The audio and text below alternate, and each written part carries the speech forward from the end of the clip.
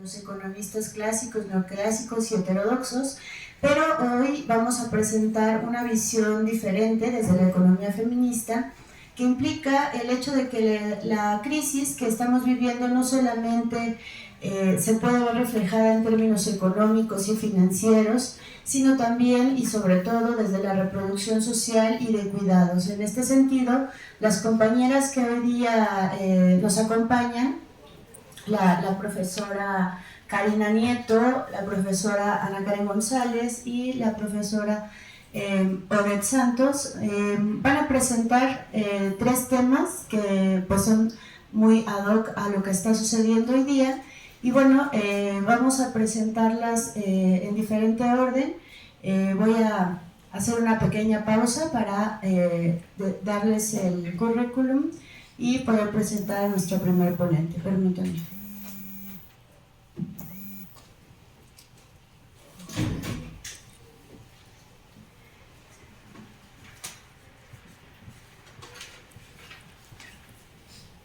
Gracias. Bueno, Odette Santos es afroamericana, cirujana dentista de la UNAM, con maestría y especialidad en medicina social y doctorado en ciencias de la salud colectiva en la Universidad Autónoma de Xochimilco.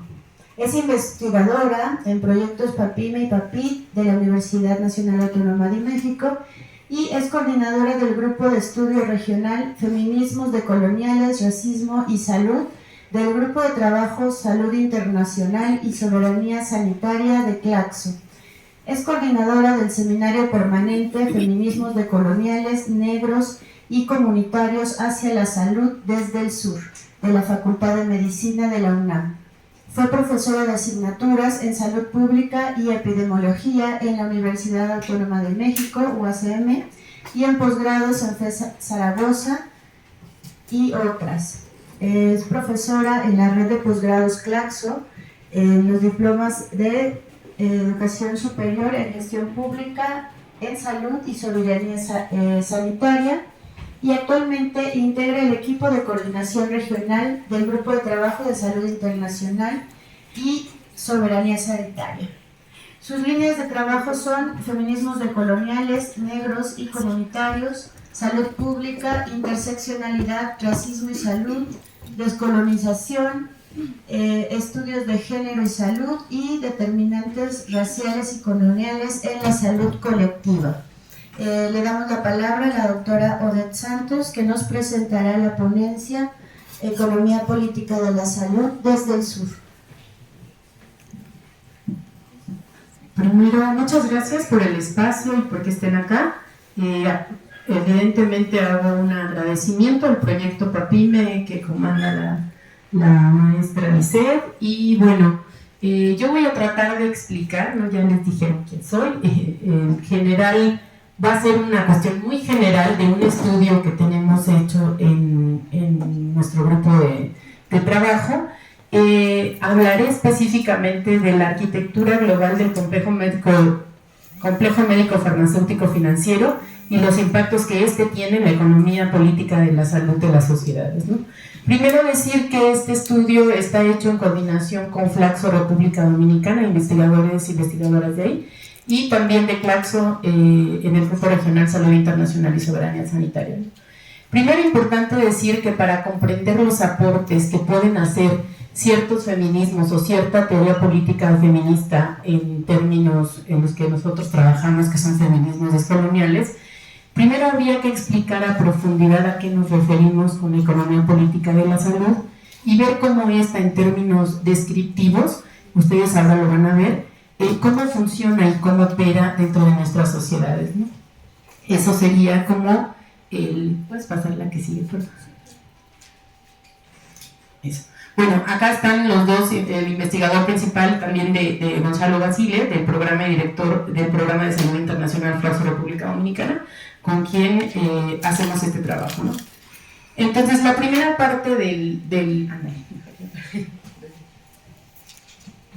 la primera parte de esta exposición, vamos para atrás, ahí está. está dividida, como ustedes ven, en dos partes, ¿no? La primera parte son las características y la arquitectura del complejo médico industrial farmacéutico, y la segunda parte, los impactos que este tiene en la economía política de la salud de nuestros territorios y nuestras sociedades. Hay una cuestión interesante que toca mirar, en que hemos analizado. Hay algo que se llama engranajes del paradigma empírico funcional. Casi todos nosotras y nosotros estamos educados en el conocimiento científico moderno, sobre todo quienes hemos estudiado el área de la salud, pero también ustedes, ¿no? También ustedes tienen, digamos, de alguna manera, en nuestras universidades está implícita esa formación. Entonces, lo que hacemos nosotros es analizar unos engranajes que se dan dentro del conocimiento científico moderno, que nosotros llamamos paradigma empírico funcional. Y esto es parte de la biomedicina clínica, la salud pública funcional, o la medicina médico-social, la doctrina panamericana sanitaria y la salud global liberal. Cuando nosotros hablamos de estos engranajes, ¿qué queremos decir, no? Ustedes conocen la biomedicina clínica moderna porque ustedes, cuando van o se sienten mal, ¿a dónde acuden? ¿Hacen alguna otra consulta antes de ir al médico? Generalmente no, y finalmente si no, no lo dicen, ¿no? Hay mucha gente que recurre al pensamiento mágico o formas alternativas de medicación, en fin, ¿no? Pero lo dominante es la biomedicina clínica. Y somos sociedades que exigimos biomedicina clínica, ¿no? Queremos que haya centros de salud, que haya hospitales y demás. Entonces, exigimos eso. Entonces, la biomedicina clínica lo que hace es... digamos que estas son lo que yo les estoy enseñando son las grandes, como las grandes determinaciones que tiene la economía política de la salud, ¿no? Y entonces, una de las primeras dimensiones que nosotros analizamos es algo que se llama modelo de determinantes internacionales de la salud. ¿Qué significa esto? Digamos que la salud es un proceso, ¿no? Es un proceso que se estudia o que debemos estudiar actualmente de manera histórica, compleja, ¿no? Y en diferentes dimensiones. Es decir, la salud o los procesos de salud, enfermedad, cuidado, se estudian a través de diversas dimensiones. Entonces nosotros lo que proponemos es entender la economía del sistema mundo, ¿no? El imperio, el mundo, y la geopolítica del poder y la desposesión, ¿no? Eso creo que es algo muy importante en el aporte que hacemos desde las determinantes y las condicionantes internacionales de la salud.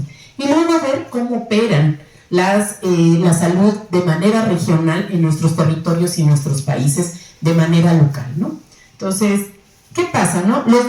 Digamos, estos niveles de explicación de este proceso de lo global a lo local, lo que llevan es a, fundamentalmente en nuestro caso, lo que hacemos es hablar de la determinación colonial que llegó cuando ustedes conocen ese proceso, y si no lo conocen es interesante que lo revisen, cómo a partir del acto colonial hay una división no solo sexual, no solo del trabajo, sino una división racial de las formas de clasificación humana y no humana. Eso es importante entenderlo porque ahora cuando nosotros analizamos no solo la pandemia, sino los sistemas de salud, nuestros procesos de salud y enfermedad, lo que sucede es que no entendemos por qué hay tanta discriminación, tantos actos de violencia, no solo a mujeres, sino con más intensidad a mujeres racializadas o a mujeres que viven en empobrecimiento o que viven en precariedad o que pertenecen a poblaciones negras, ¿no? Cuando ustedes analizan desde ahí es interesante porque entonces vamos a darnos cuenta que la geopolítica de poder y de conocimiento y estas dinámicas de desposesión territorial y de acumulación del centro hacia la periferia son muy importantes para entender estas formas no solo de violencia, sino de discriminación, y nosotros más bien le llamamos actos de deshumanización, ¿no? Entonces, en ese entramado de violencia, que a veces son los icebergs que vemos cuando hablamos de género, discriminación de género, que hay que preguntarnos profundamente a qué nos referimos cuando hablamos de género, los actos de deshumanización son lo que ahora todo el mundo usa como racismo. Para nosotros es fundamental entender estos sistemas de opresión para poder dar cuenta de cómo funciona o de cómo se dan los capitalismos de centro y los capitalismos periféricos, ¿no? Entonces, En lo singular, hay que también hacer una descripción importante de cómo las naciones fueron formando sus estados, cómo los países fueron adquiriendo cierto conocimiento, cómo los territorios se fueron configurando, y por eso nosotros hablamos también de territorios racializados, ¿no? O sea, si ustedes saben, hay siempre un desplazamiento de ciertas poblaciones porque no son consideradas humanas, ni importantes, ni forman parte de la humanización de lo que nosotros llamamos lo sí humano o lo humano, ¿no? Entonces, bueno, digamos que estos son los niveles de complejidad en donde podemos entender los procesos internacionales de la salud, ¿no? Entonces,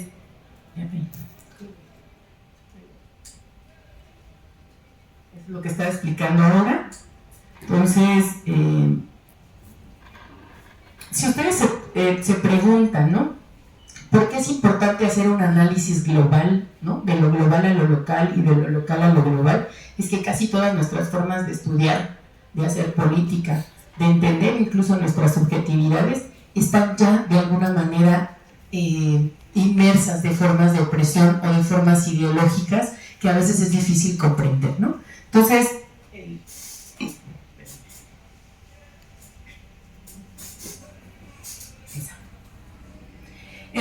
importante mirar lo que nosotros llamamos determinación. Seguramente ustedes en sus clases de economía política o de economía, economía política, supongo, ven un montón de tesis de cómo se empezó a configurar o cómo empezaron a formarse los procesos del capital en América Latina y el Caribe, ¿no?, que es lo que nosotros presentamos generalmente.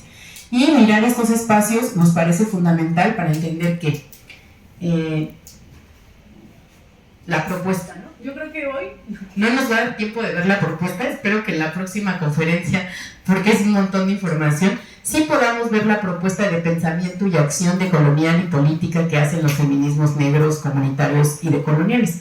Pero para empezar nosotros tenemos que hacer esta descripción para que podamos entender después la propuesta, ¿no? Muy importante entender que la unidad de análisis que se tiene en general de esto que nosotros llamamos dominante o biomedicina dominante y todo lo que criticamos, tiene que ver con esta configuración de los estados-nación, de la sociedad nacional, de sus fronteras y de esta mirada que se tiene de la salud solo como enfermedad o como nosotros le llamamos enfermología pública, ¿no?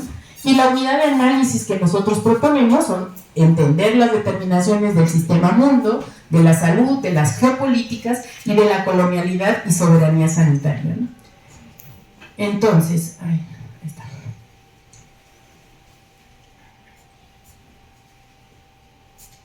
Digamos, en este esquemita, ¿no?, se ven el núcleo centro, es decir, cuando es una, digamos, esta es una abstracción, ¿no? O sea, cuando nosotros hablamos del núcleo centro, hablamos que tienen que ventajas económicas, tecnológicas, coloniales, explotan, dominan, ciclos de expansión y retracción, crisis cíclicas de bloque y de poder. En cambio, en la periferia tenemos que desventajas asimétricas, intrínsecas económicas, herencias coloniales tecnológicas y determinaciones de las relaciones de poder, ¿no?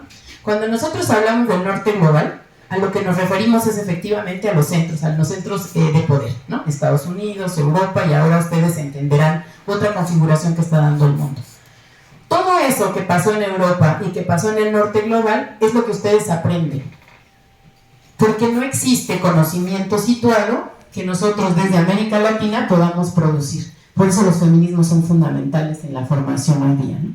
Entonces, ¿qué hacemos, no? Para comprender la determinación internacional y comprender la arquitectura del complejo médico industrial farmacéutico, es importante entender estas dicotomías, ¿no? Entender que el norte global, ¿a qué nos referimos? No es una categoría geográfica, es una categoría geopolítica, ¿no? Yo les dejaré algunas referencias bibliográficas para que ustedes puedan, por ahí, si a alguien le interesa, profundizar en el tema. Y esta convergencia que tiene con las corporaciones y los estados y los mercados, ¿no? Entonces, ¿qué comprensión del complejo médico industrial farmacéutico actual tenemos? Primero les recomiendo que revisen en los repositorios de Claxo, pueden encontrar esta lectura que se llama Caracterización del complejo médico industrial farmacéutico financiero en el siglo XXI, y concentración del mercado, funciones nacionales y multinacionales, impacto y acceso a medicamentos en las fuentes de trabajo y del sector. Pues bueno, yo les voy a explicar un poquito esto. Estas transacciones en la conformación de la expansión y reproducción del complejo industrial farmacéutico global tienen que ver con un capitalismo industrial de mercado, ¿no? Que desde 1880 aproximadamente es el control de los procesos de salud y enfermedad de las infecciones, ¿no? Teoría del germen, control biomédico, enfermología pública, comercio internacional y respuestas biomédicas, modo de producción y pérdidas en fuerza de trabajo, y esto que ahora le llaman ciencia abierta del patrón de conocimiento biomédico. ¿Ustedes saben quién dirigió la pandemia esta pandemia del SARS-CoV-2? ¿Por quién estaban dirigidos la pandemia? ¿Quién decía que se tenía que hacer o no? ¿No? ¿Quién? Las farmacéuticas. ¿Quién más? La OMS. ¿Quién más? Es muy interesante porque fue precisamente el conocimiento científico moderno biomédico quienes guiaron la pandemia de SARS-CoV-2. Interesantísimo, que no sé si se acuerdan, pero en nuestras casas se volvieron unos quirófanos. Bueno, no todos limpiábamos todo, ¿no? Esa era una visión biomédica entera del conocimiento. No hubo nunca una aproximación sociológica, ni social, ni del comportamiento, ni de nada, que ayudara a entender la complejidad de un problema tan difícil. Esto se los pongo así porque precisamente ahí, en esta pandemia, es donde se mira, ¿verdad?, cómo domina perfectamente la biomedicina todos nuestros campos de conocimiento para tomar decisiones en salud, políticas y de mercado, ¿no? Entonces, el capitalismo financiero cognitivo, de alguna manera, lo que hace es cambiar de régimen a la acumulación financiera y la ciencia como patrón de acumulación del capital. Esto es fundamental que se entienda porque, digamos, hay una sumatoria, ¿no?, en cómo se utilizan las biotecnologías y la economía política, ¿no? Y cómo esto se territorializa de manera transnacional, es decir, se lleva a todos lados esta idea de cómo se van a arreglar las cosas con vacunas, ¿no? Y con esta mágica monedita de algún medicamento. Ese es el pensamiento biomédico, ¿no? Entonces, por eso nosotros lo criticamos tanto. Y sí quisiera decir que no es porque esté mal que vayamos a los hospitales, ni a los centros de salud, ni nada de eso, ¿no? Es porque siempre se confunde, como, bueno, y entonces, ¿qué vamos a hacer con eso? No, pero es importante que se entienda cómo, ¿verdad?, por qué la biomedicina domina el campo de la salud y cómo esto afecta nuestras subjetividades, nuestras formas de atendernos, nuestras formas de ir de nosotros mismos y mismas, incidir en nuestros procesos de salud, ¿no? Entonces, de alguna manera la biomedicina lo que hizo fue instaurar un monopolio jurídico legal que reconocieron ¿quiénes? Nuestros estados-nación fueron los que reconocieron esa forma de hacer ciencia y decir, esta es la buena, esta es la que vamos nosotros a consolidar y a llevar a dónde,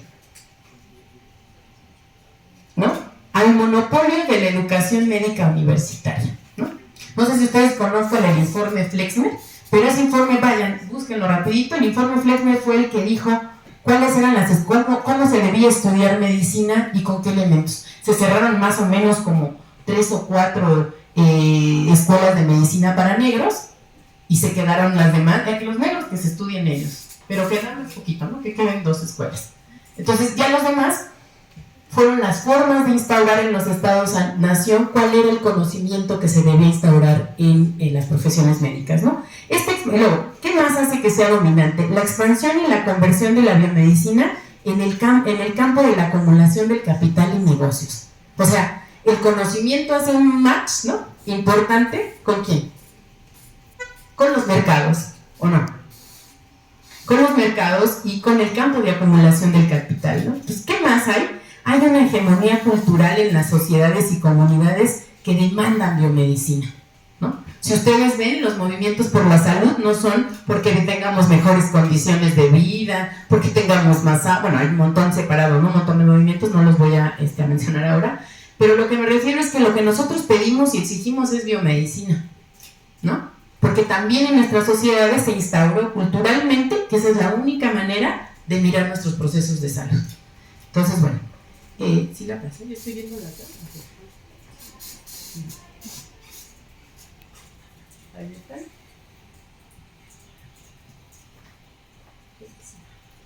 Bueno, entonces, no me voy a tardar mucho porque sí está larguita, pero bueno, es que es mucha información. Me dicen del tiempo, por favor. Entonces, la biomedicina y la expansión del complejo médico industrial farmacéutico en este campo lo que hace es tener una teoría del germen, causa-efecto, tener una hegemonía biomédica en la clínica, es decir, ese éxito que la clínica tuvo de crear, ¿no? Te atiendo, te doy un medicamento y te curas, fue lo mismo que hicieron en la salud pública para controlar las enfermedades poblacionales. Y eso fue, para nuestra crítica, un grave error, ¿no? Es decir, pues ahora, como en chiquito sí funciona, es decir, a las personas individualmente les funciona que se les dé su medicamento, hagámoslo poblacional, y esa es aún todavía la fórmula en la que la salud pública hace por eso el ejemplo de la pandemia que les daba, ¿no? ¿Y qué hace esto? Pues expandir el complejo médico industrial farmacéutico de manera global. Ahí están, ¿no? La descripción de las corporaciones farmacéuticas, interesante, ¿no? Cómo las áreas, no se ve mucho porque está muy chiquito, pero bueno, interesante ver qué atienden. Si ustedes logran ver, fíjense, están oncología, VIH, enfermedades infecciosas, oncología, diabetes, enfermedades cardiovasculares, inmunología, o sea, vacunas, oncología. ¿A qué le están invirtiendo las farmacéuticas? A un problema real, porque, perdónenme, pero muchos de nosotros nos vamos a morir de cáncer, y es el costo del tratamiento de cáncer es altísimo, ¿no? Nuestros territorios en Tlalnepantla están contaminados, hay una gran cantidad de población que está presentando cáncer porque hubo, ¿verdad? Una fábrica de asbesto ahí, que nadie dijo nada, nadie se fue y dejó contaminado el territorio. ¿En dónde invierten las farmacéuticas? Esa es una pregunta interesante, pero es justo lo que hace este complejo médico industrial, ¿no? Entonces, ¿qué es el complejo médico industrial, ¿no? Son grandes corporaciones cuyo negocio es la enfermedad. Hoy también hay enfermedades raras de alto costo, pero que son, o sea, hay un montón de papers ahora de eso, porque es importante producir conocimiento en ese sentido. ¿Para qué? Para que se produzca medicina para eso, ¿no? Entonces producen tecnología médica, medicamentos, servicios, insumos, seguros, y su interés fundamental es la rentabilidad, no la salud de las comunidades ni de las sociedades, ¿no?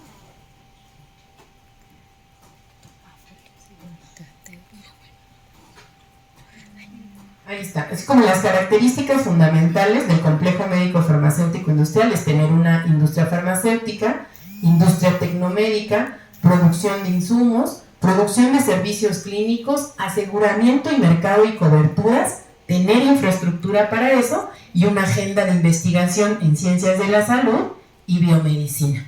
Entonces, si nosotros proponemos pensamiento crítico, ¿no?, en la biomedicina, y proponemos muchas otras cosas, es porque sabemos perfectamente que la biomedicina no ha disminuido ni los niveles de enfermedades, ni ha disminuido en América Latina y el Caribe esta combinación de crónico-degenerativas con infecciosas. Ustedes ahora van a empezar a, perdón por la agüitación, pero ustedes van a empezar a presentar crónicas mucho más jóvenes que esta generación, ¿no? Van a empezar a presentar problemas de salud mental distintos a los que presentamos nuestra... Es decir, se exacerbaron los procesos de salud y enfermedad. Hay que verlo porque pues por ahí la esperanza de vida, ¿no?, las formas y la calidad de vida que ustedes tengan repercutirá, sí o no, con esta configuración del mundo global que tiene que ver con el complejo médico industrial, ¿no? Ahí están, por ejemplo, las farmacéuticas, cómo se enlazan con la industria tecnomédica y con las aseguradoras. Entonces, por eso cuando hacemos análisis en sistemas de salud y hablamos en ese sentido, tenemos que hacer este análisis multidimensional para darnos cuenta, ¿no?, cómo de alguna manera las aseguradoras, la industria tecnomédica y las farmacéuticas son una comunidad, ¿no? Bueno, y estos engranajes están interesantes porque si se fijan, son todos estos que les acabo de pasar: industria farmacéutica, producción de servicios privados en salud, producción de insumos, producción de conocimiento en biomedicina, internacionalización de recursos humanos, ¿no? infraestructura sanitaria, centros, establecimientos, industria tecnológica. Y una cosa que nosotros le llamamos hiperespecialización, que también es importante porque ahora no se la acaban, porque como, no sé si hay una élite, ¿no? Que entraban a hacer las especialidades 3 personas y las 3 personas se sentían que estaban en el, no, somos 3, esto está estoy hablando del área médica, Y resulta que ahora con la pandemia se dieron cuenta de la regamos, porque ahora necesitamos una cantidad de especialistas enorme que queremos traer de Cuba y de todos lados, porque no nos es suficiente para atender todos los problemas de enfermedades que tenemos, ¿no? Entonces, esto es interesante, porque las cadenas de valor mundiales, ¿no? O cadenas globales de valor, hacen referencia a esto que les decía de la división internacional del trabajo y la producción, un fenómeno en el que la producción se divide en actividades y tareas realizadas en diferentes regiones, geopolítica de la economía mundo, y se consideran una expansión a gran escala en la división internacional de la salud del trabajo, ¿no? Entonces, a la que ustedes seguramente conocerán, a la que se remonta esta economía clásica, neoclásica de Adam Smith. Entonces, esa es la forma, digamos, en la que se lleva a cabo esta distribución, ¿no? Ahí está otro esquemita, ¿no? Toda la 5 minutos, listos. Todo lo que les estoy presentando, ¿no? De alguna manera tiene su soporte, como digamos que la salud para el complejo médico industrial es una empresa, ¿no? Eso creo que sí es importante que lo veamos y tal cual es que se lleva a cabo. Ahora, digamos que el principal cambio actualmente no es científico, sino es la relación del capitalismo cognitivo a la economía política, ¿no? Ahora, el problema del acceso a medicamentos y vacunas, ya no tengo un poquito de tiempo, pero les quiero pasar rápidamente. ¿Qué es el complejo médico industrial, no? ¿Cómo funciona el acceso a los medicamentos y a las vacunas? Yo les voy a dejar ahí mismo los textos, pero la Organización Mundial del Comercio, no sé si está por ahí.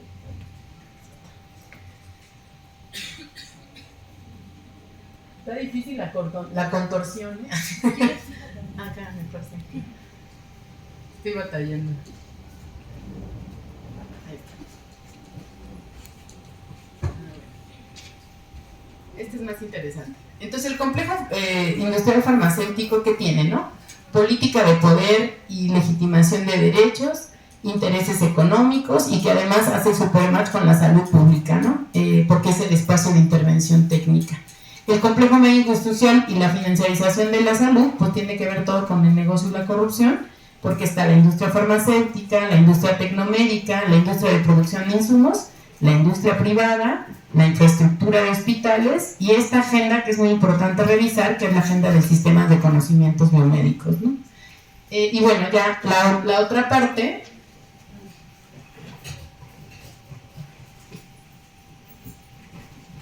a ver, unos descriptores así como rápidos, ¿no? Del complejo médico industrial farmacéutico.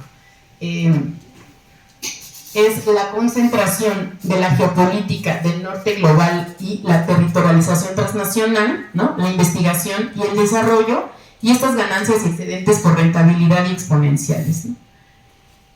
Las características más importantes del complejo médico industrial son un sector con rentabilidades extraordinarias y tasas de crecimiento por encima de la media mundial. ¿Es esa? Aquí está un grafiquito rapidito de los ingresos del mercado farmacéutico mundial de 2001 a 2018. ¿Ya lo ven? Altísimo, ¿no? Otra de las características, ahí está otro grafiquito para que lo puedan ver. Y otra de las características es concentración y crecimiento de un sector que crece de forma constante y el mismo proceso se concentra fuertemente en procesos jugadores de mercado. Ahí está otro cuadrito que también pueden ver, son ventas mundiales de medicamentos recetados, ¿no? Top 20 empresas y la cuota de mercado. Las Big Pharma, ¿no? Del complejo médico industrial. El mundo farmacéutico es un pastel de gran valor sectorial liderado por 17 Big Pharmas nada más. Valor global de 45 a 51% de mercado distribuido en estas empresas, ¿no? Entonces, estancamiento de la innovación, expiración de patentes y desarrollo de genéricos como el camino al crecimiento en ventas. Ahí sí van al doctor Simi, ya tiene farmacias, hospitales, ¿no? Entonces, la estrategia de los laboratorios de desarrollo, de focalizarse solo en el desarrollo de medicamentos altamente rentables y de venta masiva con el fin de limitar los riesgos de inversión, más crecimiento del mercado de biomedicamentos genéricos, biosimilares, efectivamente es el propio complejo del mundo farmacéutico quien está detrás, ¿no? Bueno, esto se los paso rápido y ya nada más les digo la quinta, ¿no? La apuesta es a los mercados emergentes, China, India, Brasil o México. Y este es el desarrollo del mercado farmacéutico por categorizaciones y el estancamiento de la tasa de crecimiento mundial de las farmacéuticas. Hay un montón de estrategias, ¿no?, del complejo médico industrial que no me va a dar tiempo de pasarles, pero todo tiene que ver con el mercado, ¿no? Entonces, yo se las paso rapidito, ahí está. Están todas, ¿no? Todo eso se inventan, o sea, todo eso son, digamos, las estrategias de la industria farmacéutica para, de alguna manera, expandirse, ¿no? ¿Y qué tiene estas implicancias, no? Eso sí es interesante porque tiene que ver con el problema de las vacunas, ¿no? ¿Para qué? Para que se produzcan cuerpos productivos, nuevas plataformas vacunales, en fin. Entonces, creo que hoy, como les digo, ¿no? No nos dará tiempo de mirar la propuesta que tienen o que tenemos desde, la apuesta que le hacemos desde el conocimiento decolonial, ¿no? Desde los feminismos negros comunitarios, porque ahí tenemos una propuesta interesante para actuar en salud y en muchas cosas, pero esperemos que en la próxima sesión o en la próxima conferencia lo podamos hacer. Les quiero pasar solo la última, bueno, la mercantilización de la vida. Ya lo quité. Ahí está. Eso. Esa es como la propuesta, digamos, en general científica, es decir, cambiar el paradigma crítico intercultural decolonial desde una medicina distinta a un pensamiento crítico latinoamericano en salud, ¿no? Y hecho desde nosotros, desde el sur. Ese es como el disenso científico que nosotros les traemos, y bueno, a estrategias de soberanía nacional, en fin. Pero, pues eso. Aquí está. Este es como el poder de la epistemología de la salud desde el sur. Así es que es la propuesta, en algún momento cuando se pueda, se las pasaré. Y pues agradeciéndoles otra vez el tiempo y el espacio. Muchas gracias.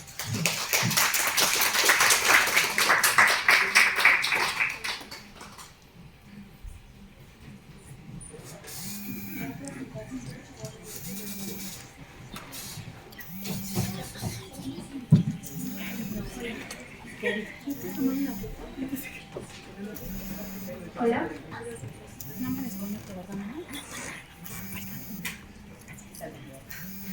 Ay, ¿qué vas a sacar? No tiene internet. ¿No tienes? Ándale. Sí.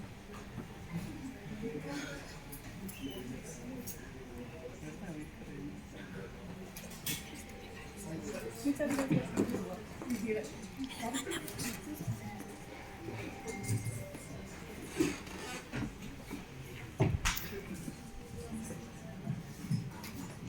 Muchas gracias a la doctora Odette Santos. Efectivamente el tema es bastante amplio y pues nos requiere de hecho una conferencia magistral. Ojalá que pronto podamos hacer algo de este estilo. No se olviden de tomar notas, compañeras y compañeros. Eso de la industria biomédica es algo bien importante y como ustedes saben, bueno, pues entra en esta crisis multidimensional por la parte de la economía de la salud. Ahora vamos a cambiar un poquito de tema, vamos a presentar a la maestra Karina Nieto Camargo. Ella es egresada de esta facultad de la licenciatura en Economía y está en proceso de obtención del grado en la especialización en género en la economía. Es maestrante actualmente en estudios latinoamericanos y ha publicado en la revista El Semestre de las Especializaciones el artículo La función económica social del trabajo de las monjas indígenas en la Nueva España durante los siglos XVII y XIX. Ha impartido cursos sobre igualdad de género en la Facultad de Economía Política y es ayudante en la materia de Economía Política como profesora adjunta. Participa actualmente en el proyecto en el que estamos suscritos, la transversalización de la perspectiva de género en la enseñanza de la economía política, y sus líneas de investigación son economía feminista, historia, género y violencia. Le damos la palabra. Muchas gracias.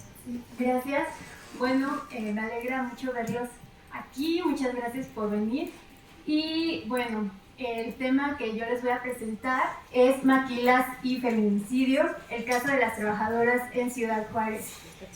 Y bueno, quisiera comenzar haciendo como este enlace con la crisis multidimensional que estamos viendo, ¿no? Que es el tema que, bueno, atraviesa las exposiciones del día de hoy. Y bueno, este nexo lo vamos a hacer entre crisis multidimensional y violencia feminicida. Nos va a servir mucho como el concepto que hace Amaya Pérez Orozco, en donde ella va a poner en el centro de la crisis la sostenibilidad de la vida. ¿Esto qué quiere decir? Bueno, que ella va a hablar de crisis cuando estos mecanismos y procesos en los que se reproduce la vida van a estar en riesgo o incluso pues van a ser interrumpidos. Y recordemos que dentro de la división sexual del trabajo van a ser las mujeres precisamente a las que históricamente se les va a asignar este papel como reproductoras de la vida. ¿Y qué es lo que pasa? Bueno, Silvia Federici va a ser también como un nexo entre la violencia contra las mujeres y el origen mismo del capitalismo en su libro de la cacería de brujas, mujeres, acumulación, el caimán y la bruja. Sí. Y bueno, en este libro ella va a decir, bueno, así como en este proceso de acumulación originaria, a los hombres se les va a dar el servicio de las mujeres para compensar todo este despojo de tierras. Y nos va a decir que actualmente estamos viviendo una nueva acumulación, una nueva cacería de brujas más bien, en donde los hombres, al verse como despojados de este poder que se les da a través del salario, ante este peligro, ellos se van a apropiar del cuerpo de las mujeres de maneras violentas. En este sentido, Silvia Federici ya nos estaría dando cuenta de que las raíces de la violencia de género están asociadas con el mismo proceso de organización laboral. Y bueno, es que no va a ser casualidad que los feminicidios se hayan generalizado, hayan incrementado no tan solo en cantidad, sino también en crueldad. Algo que pasaba en los 90 tan solo en Ciudad Juárez, el día de hoy se ha convertido como en un escenario que se ve en el que está todo el territorio nacional. Podemos ver como ejemplos. Y bueno, a partir de ahí quisiera como hacer esta vinculación entre la crisis multidimensional con la violencia de género, en especial con esta agudización que se expresa en los feminicidios. Y bueno, ¿cuáles van a ser Bueno, antes de pasar a los feminicidios como tal, quisiera hablar de las condiciones materiales, económicas de producción en las que se desenvuelve en Ciudad Juárez. Sí, por favor.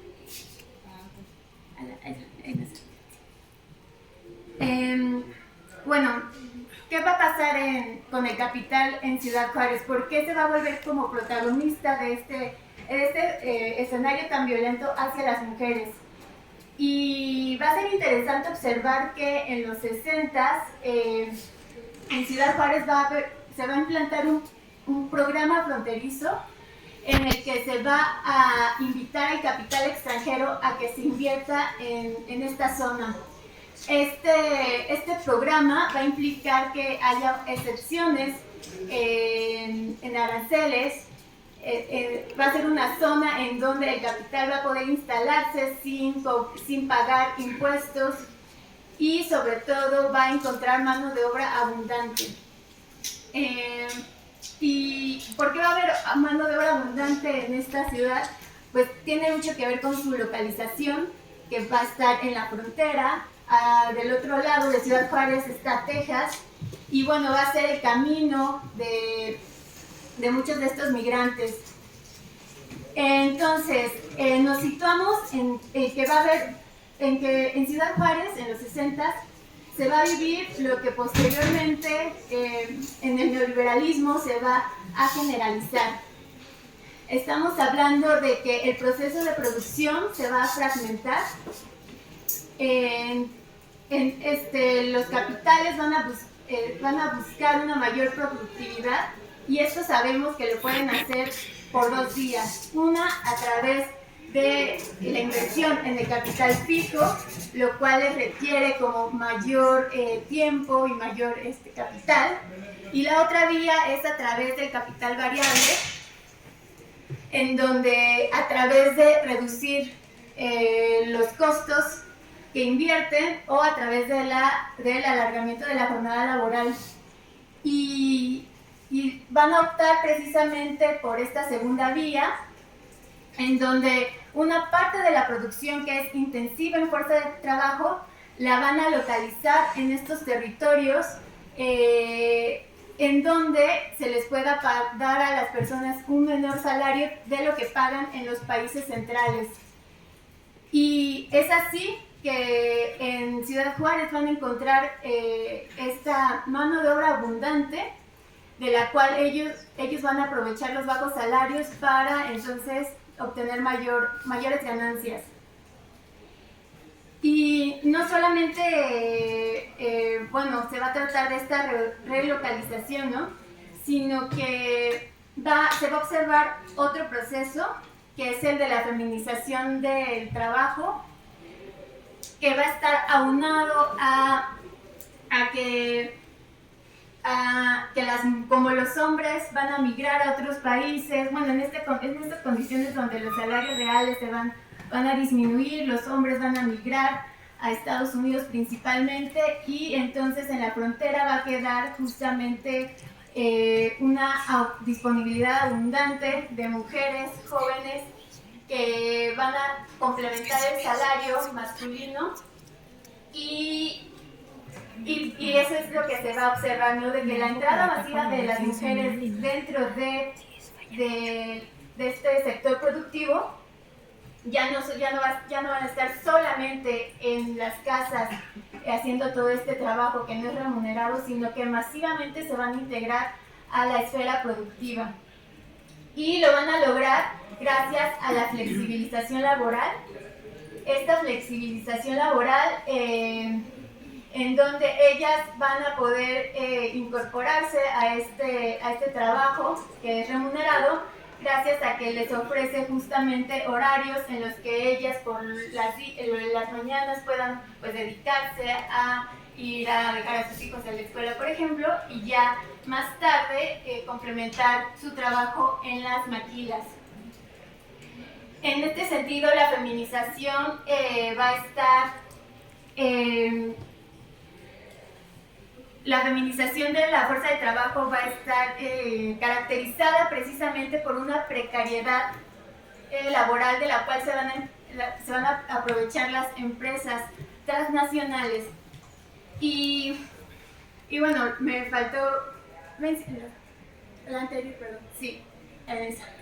Bueno, para también entender cómo ha sido el progreso histórico de la instalación de estas empresas maquiladoras en Ciudad Juárez, es como un proceso muy complejo, no siempre han sido las mismas empresas. En un principio eran empresas que se dedicaban justamente al ensamble. En esta primera fase, Jorge Carrillo nos va a decir que es primera generación de empresas transnacionales que van a estar como justamente caracterizadas por una intensiva utilización de la fuerza de trabajo.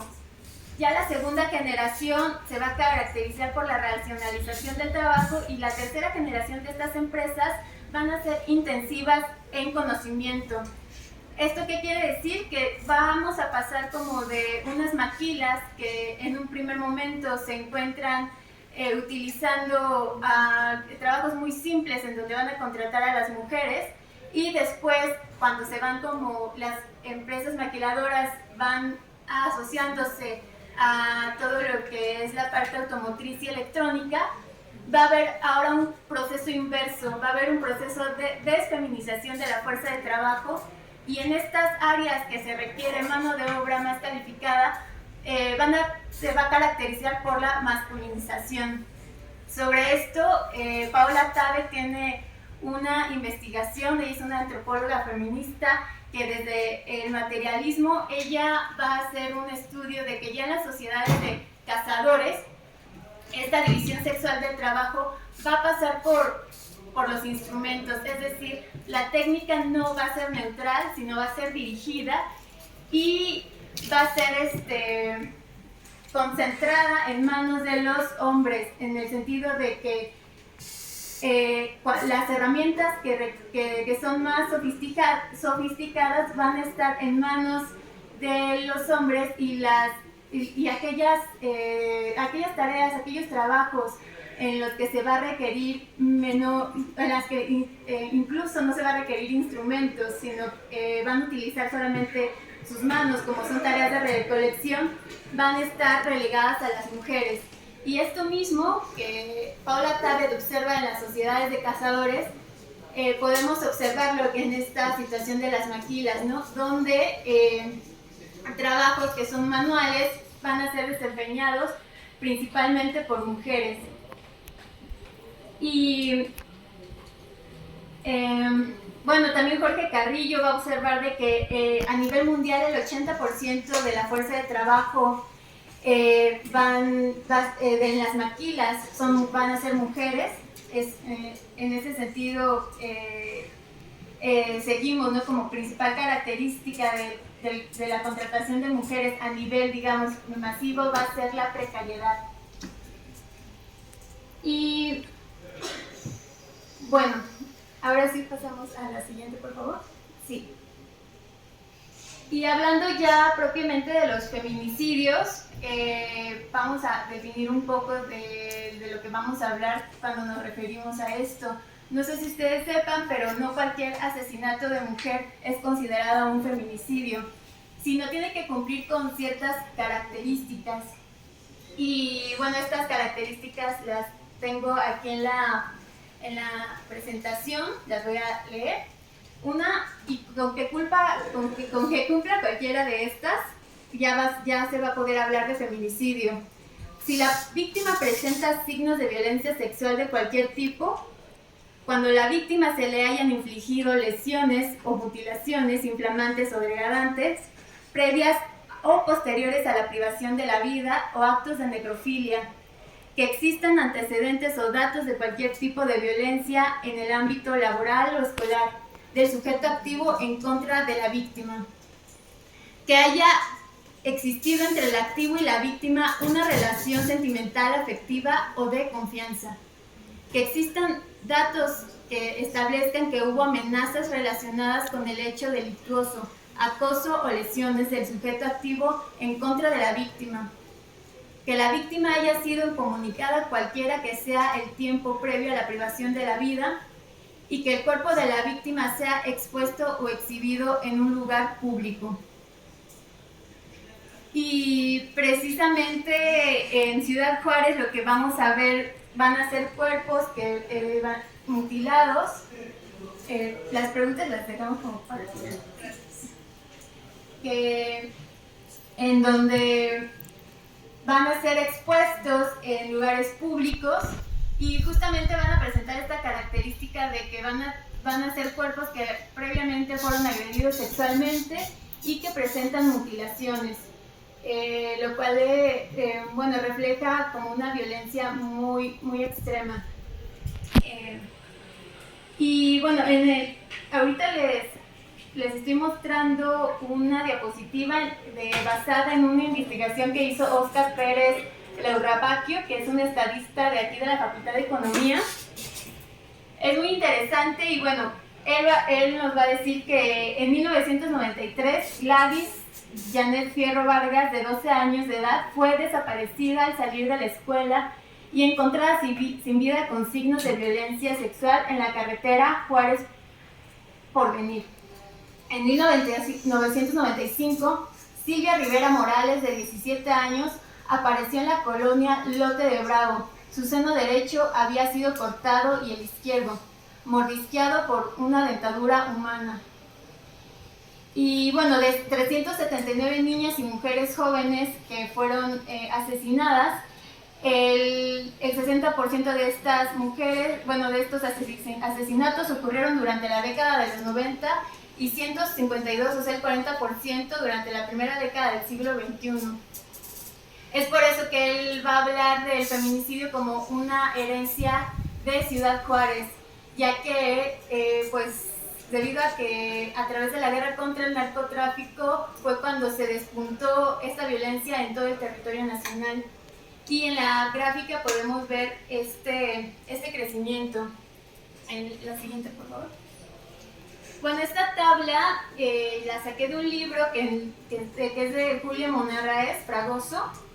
Ella habla del feminicidio sexual sistémico como algo que precisamente que tiene causas estructurales, que no estamos hablando de perfiles de hombres que sean excepcionales en la sociedad, sino que va a haber una serie de condiciones aunadas con la impunidad con la que actúa el Estado para que se sigan reproduciendo estos feminicidios. Y en Ciudad Juárez es interesante observar que 15 de las muertas entre 1993 y 2004 van a ser amas de casa, trabajadoras domésticas y empleadas no especificadas. Otras 15 están dedicadas a ser bailarinas, empleadas de bar, trabajadoras sexuales.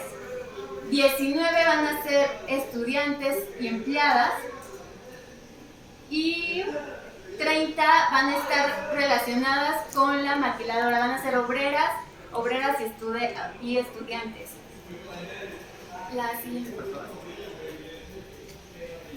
Y bueno, ahora sí, justamente relacionando esto con el tema del Estado, en las imágenes les muestro como figuras de mujeres que son muy representativas de la lucha por encontrar a sus hijas o por buscar la justicia. En la primera encontramos a Marisela Escobedo.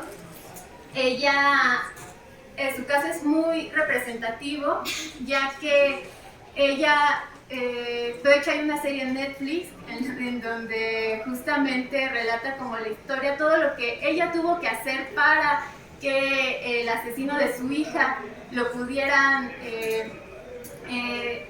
encarcelar.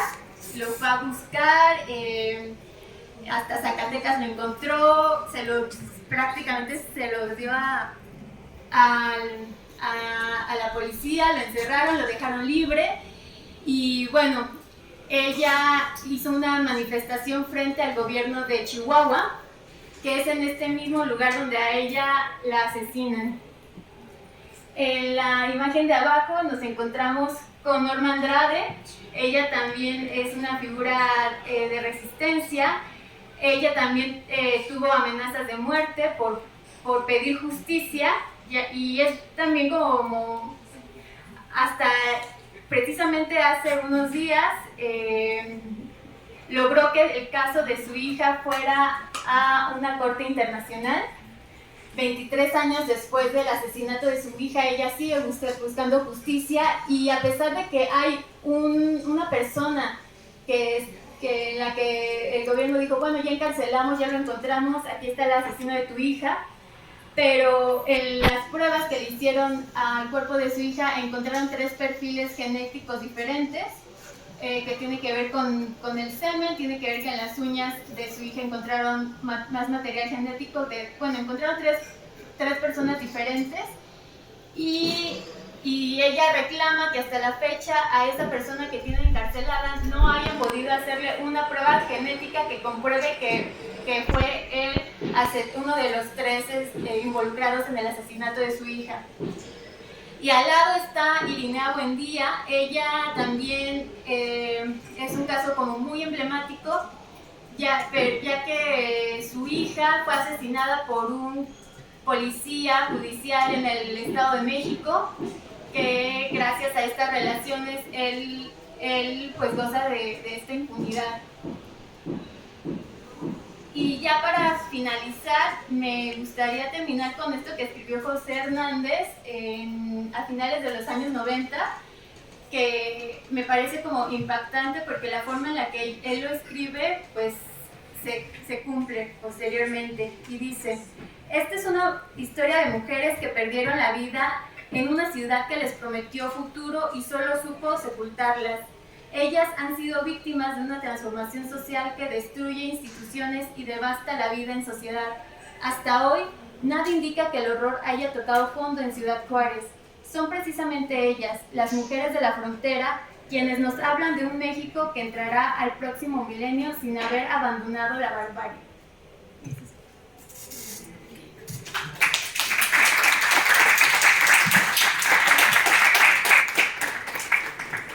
Muchas gracias a la maestra Karina Nieto. Bueno, este tema es bastante delicado. Yo les sugiero también que en sus notas pues le echen un ojito al documental que nos recomienda la maestra. Se llama Las tres muertes de Marisela Escobedo. Entonces, bueno, ahí se relata justamente esta historia y bueno, sin más voy a presentar ahora a la profesora Ana Karen González Martínez, quien también es egresada de la Facultad de Economía y bueno, actualmente ella está también realizando estudios de maestría en la Facultad de Ciencias Políticas y Sociales de la UNAM y ella realizó estudios de antropología social y diplomados sobre derechos humanos, presupuesto público y estudios con perspectiva de género. Actualmente ella pues es ayudante de profesor aquí en la Facultad de Economía y también ha trabajado en el sector público dando seguimiento a la política de igualdad en la Ciudad de México y acompañando a unidades en economía solidaria, es que lo había dicho bien, pero soy yo raro.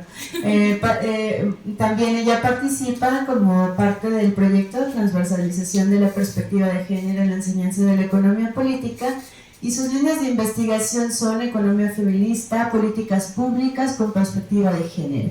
Le damos la palabra, por favor. Muchas gracias y buenos días, compañeras y compañeros. Vamos a ser breves, sé que están en finales, ahorita han de tener muchos trabajos, pero bueno, muchas gracias, doblemente gracias por estar aquí acompañándonos. El día de hoy les voy a hablar sobre algunos elementos sobre la economía de cuidados para abordar la crisis de reproducción social. Y me gustaría comenzar esta exposición preguntándoles o que tratáramos de hacer un recuento de cuáles fueron los primeros elementos que vimos nosotros sobre y nosotras sobre la economía, ¿no? ¿Qué fue eso que vimos, ya sea en redes sociales, que otras personas nos hayan comentado? ¿Cuál fue su primer acercamiento que tuvieron de la economía? Les pregunto esto porque seguramente, al igual que yo y que la mayoría, los primeros acercamientos, los primeros elementos tienen que ver con los rasgos que no son sociales precisamente de la economía. Tal vez vimos finanzas o que la bolsa de valores o tal vez quisimos emprender un proyecto de inversión, pero siempre este elemento histórico o social ha quedado relegado y es sintomático de nuestra época, es sintomático del momento de la ideología y del paradigma neoliberal que estamos viviendo. Y pues bueno, un poco se han hecho diferentes críticas desde diferentes perspectivas hacia este tipo de modelo hegemónico de la economía, y una de ellas ha sido también desde las epistemologías feministas, desde la epistemología feminista, en específico desde la economía feminista. En este sentido, uno de los mayores aportes justamente que ha hecho la economía feminista, ha sido incorporar el estudio de la reproducción social justamente como otra dimensión de la economía, no nada más como algo que sucede visto por muchos teóricos y economistas como algo natural o algo que tal vez dinámicas que suceden en el interior de los hogares o en lo privado de lo doméstico, y que no es necesario investigar porque de alguna u otra forma se ha ido reproduciendo y no es necesario investigarlo o analizarlo a profundidad. La siguiente, por favor. Como les comentaba, es bien sabido que el estudio de estos procesos de reproducción ha sido mantenido al margen. Últimamente ya se han retomado más este tipo de estudios. No obstante, retomo lo que dice Cristina Carrasco, que es una economista chilena, que existió por mucho tiempo un vacío del estudio del trabajo reproductivo en las teorías económicas. O bien, si no era un vacío, se retomaba desde una visión reduccionista, donde se consideraba o natural o se confiaba al control de la familia. Y como las familias tienen que ver con lo social, pues no tenía nada que ver con el estudio de la economía según ellos. Y bueno, en este sentido, la economía de cuidados se retoma como un estandarte teórico y epistemológico para visibilizar desde la perspectiva feminista las relaciones desiguales bajo las que se desarrolla el trabajo reproductivo. Y bueno, estas relaciones desiguales sabemos que las podemos encontrar incluso dentro de las unidades familiares, entre la sociedad y el Estado, y entre las trabajadoras y trabajadores y las empresas. La que sigue, por favor. Lo que particularmente le interesa a la economía de cuidados, y esto lo dice Corina Enríquez, que es una economista argentina, es justamente cómo podemos